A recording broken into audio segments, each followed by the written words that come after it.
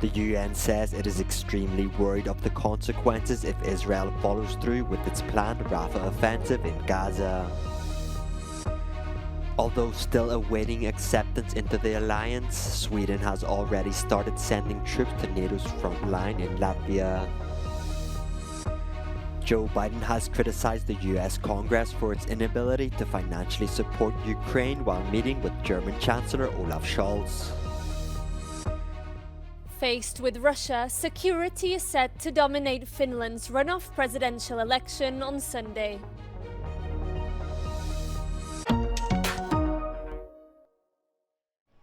The United Nations says it is, quote, extremely worried about the fate of civilians in Rafah in the wake of Israel's announcement that it will evacuate the area ahead of an expected ground invasion.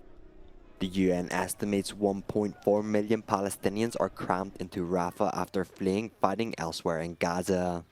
We're trying to keep civilians fed. We're trying to keep civilians clothed. We're trying to keep civilians have medical treatment, keep them dry and warm.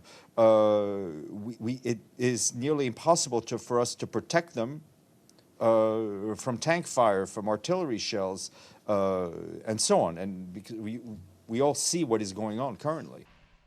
Earlier on Friday, Israel Prime Minister Benjamin Netanyahu ordered the military to make plans for evacuation of civilians before the attack. UN experts point out that Gazans have nowhere else to go.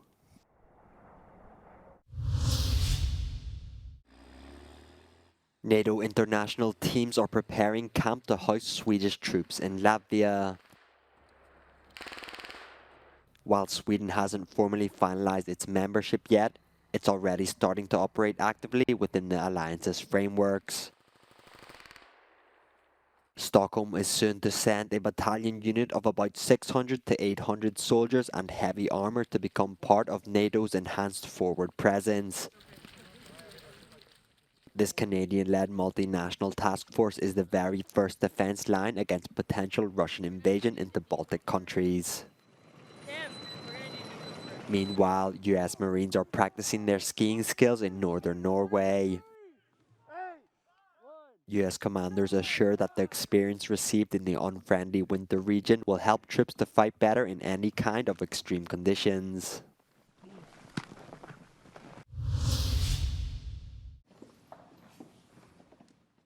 President Joe Biden has slammed the US Congress for its inability to financially support Ukraine as being, quote, close to criminal neglect during a meeting with German Chancellor Olaf Scholz.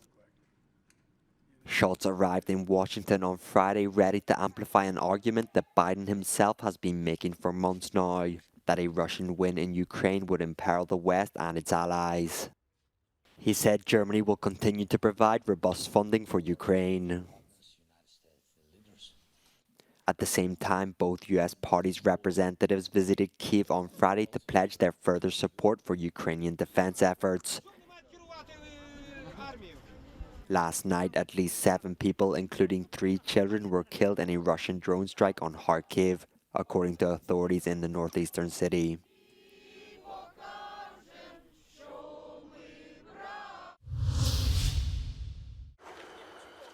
Faced with Russia, security is set to dominate the runoff votes for Finland's next president on Sunday. The candidates are former centre-right Prime Minister Alexander Stubb and ex-Foreign Minister Pekka Haavisto of the Greens. Both call for Finland, which recently joined NATO, to take a tough stance against Russia. Stubb leads the polls, but Haavisto is gaining ground. Some people will make their minds up on Saturday, perhaps even Sunday, on the election day. So they're campaigning very actively to the end, but it's unlikely that any new openings, things will be visible in the last few days. What makes the situation exciting is that the gap between them has been narrowing. The candidates of the far-right Finns Party and the Liberal Centre Party were eliminated in the first round.